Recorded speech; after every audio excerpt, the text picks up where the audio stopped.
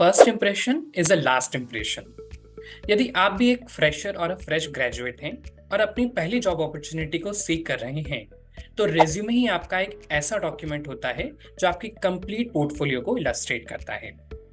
किसी भी रिक्रूटर के पास एक ओपन पोजीशन के अगेंस्ट में थाउजेंड्स ऑफ एप्लीकेंट्स आते हैं, तो आपका रेज्यूमे उन थाउजेंड्स ऑफ एप्लीकेंट्स में से कैसे स्टैंड आउट करता है, ये डिपेंड करता है तीन फैक्टर्स पर। The first factor will be your resume should be eye catchy. The second is your resume should be creative and neat and clean. And third point is your resume should be ATS friendly. So friends, what is ATS? So applicant tracking system is a kind of a recruiting tool that filter out any candidate's profile on the basis of the company's job requirement. तो आज की इस video में मैं discuss करने वाला हूं how to build a job ready resume if you are a fresher. So do not skip the video, watch till the end and let's get started. So the first point is your personal details. Personal details resume में हमेशा top most segment में mention किया जाता है। इसमें आपका नाम, professional photo, आपका email ID, mobile number, current location और लिंक्डइन लिंक को मेंशन किया जाता है। यहाँ पे दो बातें आपको हमेशा ध्यान रखना है। पहला, रिक्रूटर आपकी प्रोफेशनल प्रेजेंस को चेक करने के लिए आपके लिंक्डइन प्रोफाइल को रेफर करता है। दूसरा, जो भी आपका पर्सनल ईमेल आईडी है, it should be with your first name and last name और combination of first name and last name. Second point comes is career objective. किसी भी रिक्रूटर को यदि आपके पूरे रेज्यूमे को गो थ्रू ना करना हो, तो वो हमेशा आपके करियर ऑब्जेक्टिव को रेफर करता है। करियर ऑब्जेक्टिव में आपकी क्वालिफिकेशन, आपकी क्वालिटीज और किस तरह की जॉब अपॉर्चुनिटीज आप सीख कर रहे हैं, ये हमेशा मेंशन किया जाता है। स्क्रीन पर दिए हुए इन सैंपल करियर ऑब्जेक्टिव्स को आप अपनी जॉब रिक्वायरमेंट के हिसाब से अपने रेज्यूमे में ऐड कर सकते हैं। Next point comes is education.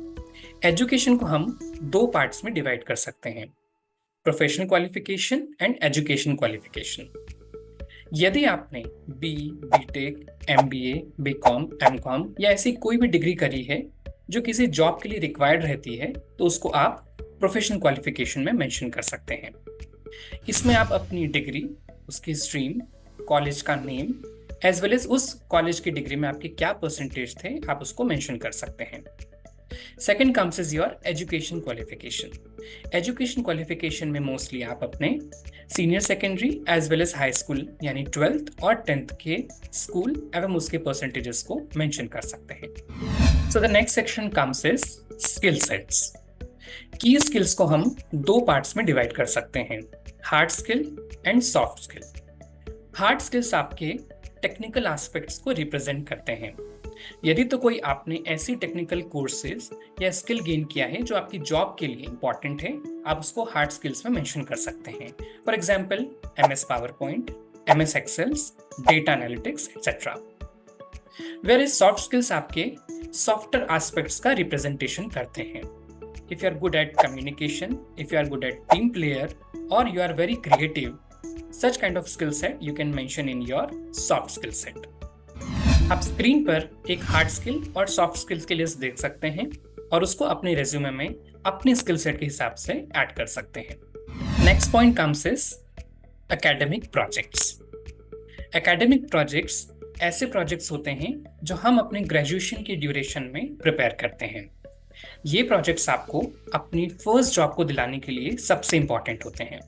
इनको मेंशन करने के लिए आप प्रोजेक्ट का नाम, उसका शॉर्ट डिस्क्रिप्शन और उसमें किस टेक्नोलॉजी को आपने यूज किया है, आप इसको मेंशन कर सकते हैं। So the next section comes is industrial experience. Industrial experience एक बहुत ही इंपॉर्टेंट एस्पेक्ट होता है आपको आपकी फर्स्ट जॉब को दिलाने के लिए। Industrial experience is a kind of a job जो आप अपने ग्रेजुएशन की ड्यूरेशन में करते हैं। ये एक शॉर्ट टर्म का जॉब होता है। रिक्रूटर आपके इंडस्ट्रियल एक्सपीरियंस से ये पता कर सकते हैं कि आप उनकी कंपनी के लिए एम्प्लॉयबल हैं या नहीं। इंडस्ट्रियल एक्सपीरियंस में आप अपनी कंपनी का नाम, आपने किस टेन्योर तक उस कंपनी में जॉब को किया है और आपका क्या रोल था, ये तीन एस्पेक्ट्स को मेंशन कर सकते हैं। So the next section comes is achievements and winnings.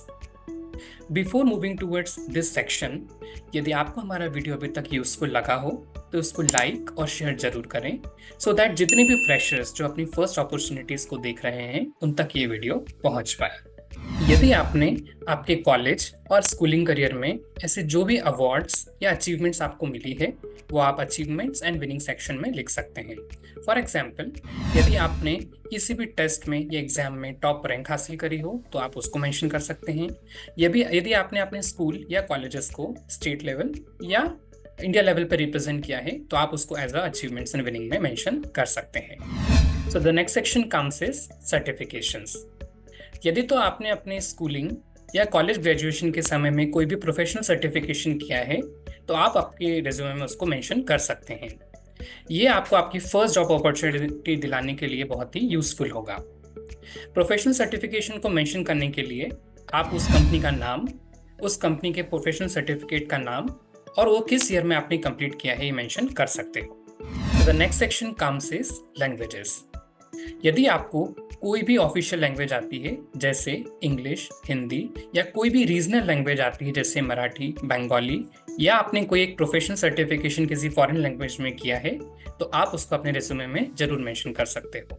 इसको मेंशन करने के लिए आप हमेशा उस लैंग्वेज के आगे एक प्रोफिशिएंसी का बार मेंशन कर सकते हो। The next section comes is hobbies and interest. इस सेक्शन में आपको वो सारी हॉबीज या इंटरेस्ट को लिखना है जो आप रियली परस्यू करते हो। For example cooking, travelling, coin collection etcetera. इसमें आपको एक बात का हमेशा ध्यान रखना है कि while writing the hobbies and interest you may encounter with the interview questions from the hiring managers. So the last section comes is the references. यदि किसी रिक्रूटर को आपके बैकग्राउंड के बारे में कोई भी इंफॉर्मेशन निकालनी हो तो वो हमेशा रेफरेंसेस को चेक कर सकता है। ये रेफरेंसेस कोई भी आपके प्रोफेसर्स, कोई भी आपके फ्रेंड्स या कोई भी आपके रिलेटिव्स जो किसी इंडस्ट्री में काम करते हैं, आप उनके रेफरेंसेस को शेयर कर सकते हैं। रेफरेंसेस में बेसिकली आपको उनका नाम, उनका डेसिग्नेशन और आपका उनका ऑफिशियल ईमेल आईडी शेयर करना होता है। सो फ्रेंड्स, आज के हमारे डिस्कशन के बेसिस पर मैं आपको स्क्रीन पर एक आइडल सैंपल रिज्यूमे शेयर कर रहा हूं जो कि एक बहुत ही बेस्ट रिज्यूमे होगा किसी भी फ्रेशर के लिए। और आप भी यदि अपना रिज्यूमे इसी तरीके से बनाना चाहते हैं तो आप डिस्क्रिप्शन बॉक्स में नीचे दिए गए कुछ फ्री रिज्यूमे क्रिएटिंग वेबसाइट पर जाकर विजिट कर सकते हैं। सो फ्रेंड्स, आज की इस वीडियो को देखने के बाद आई एम श्योर आपको अपनी पहली जॉब अपॉर्चुनिटी तो मिल जाएगी। पर यदि आप जानना चाहते हैं कि आप इंटरव्यू में अपने आप को इंट्रोड्यूस कैसे करेंगे या कौन कौन से एचआर क्वेश्चंस हो सकते हैं, तो उसके लिए मैं आई बटन में अपने प्रीवियस वीडियोस के लिंक को पेस्ट कर दूंगा। साथ ही आप हमारे डिस्क्रिप्शन बॉक्स में जाकर हमारी प्रीवियस वीडियोस को भी विजिट कर सकते हैं।